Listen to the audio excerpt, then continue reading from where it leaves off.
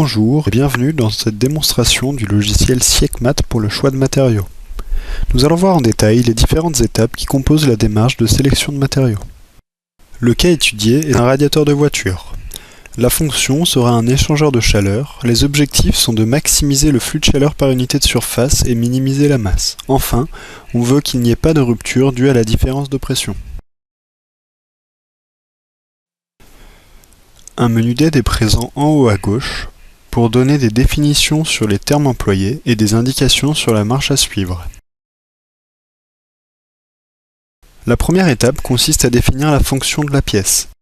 Ici, nous sommes en présence d'un radiateur de voiture, donc un échangeur de chaleur.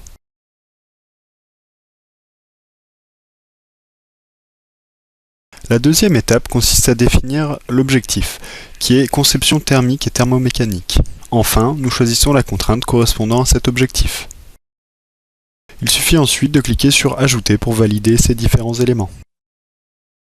Ensuite, nous devons définir notre deuxième objectif, qui est ici de minimiser la masse finale.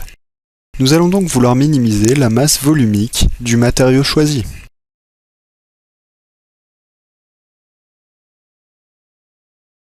L'étape d'après consiste à définir les constantes d'échange, qui traduisent l'importance relative de chaque objectif. Nous avons choisi de mettre 55% d'importance à la minimisation de la masse et 45% pour l'objectif de maximisation des échanges thermiques. Nous allons maintenant passer à l'interface de filtrage des matériaux, qui permet de restreindre le nombre de matériaux considérés pour le calcul.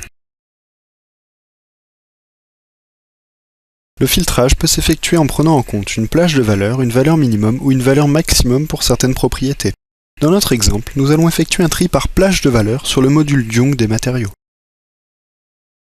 La valeur minimum de la plage sera de 200 000 pascal et la valeur maximum de 80 mégapascal. En cliquant sur Ajouter le filtre, un récapitulatif du filtre mis en place s'affiche. Cependant, on remarque ici qu'après l'ajout de ce filtre, il ne reste que 28 matériaux considérés, ce qui n'est pas assez représentatif. Nous allons donc supprimer ce filtre en effectuant un clic droit puis en cliquant sur Supprimer.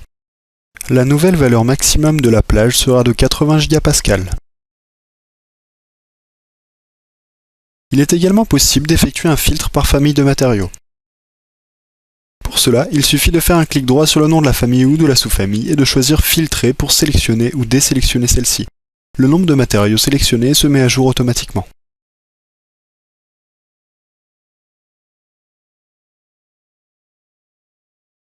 Une fois que tous les filtres ont été définis, nous pouvons fermer la fenêtre.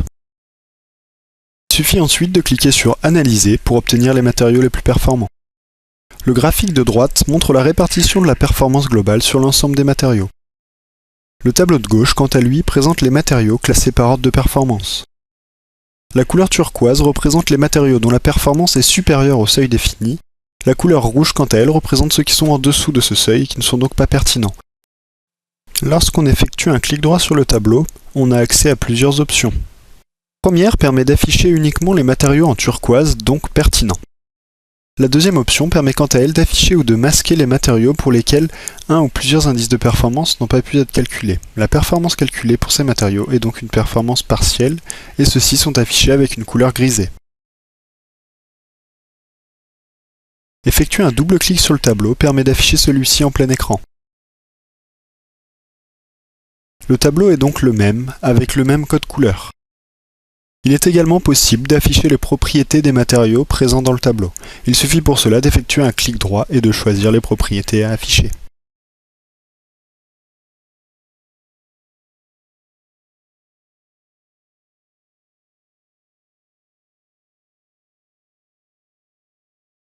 Nous avons également la possibilité de trier par ordre croissant ou décroissant les différentes colonnes. Il suffit pour cela de cliquer sur les intitulés de ces colonnes.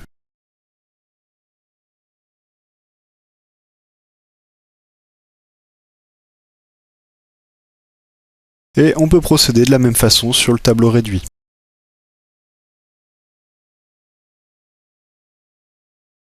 Effectuer un double clic sur le graphique permet d'afficher celui-ci en plein écran.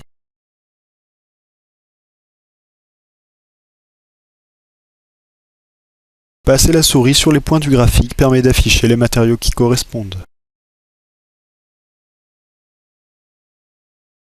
La droite jaune horizontale représente le seuil en dessous duquel les matériaux ne seront plus considérés comme pertinents. La valeur de ce seuil peut être réglée grâce à deux flèches ou directement en bougeant le curseur avec la souris.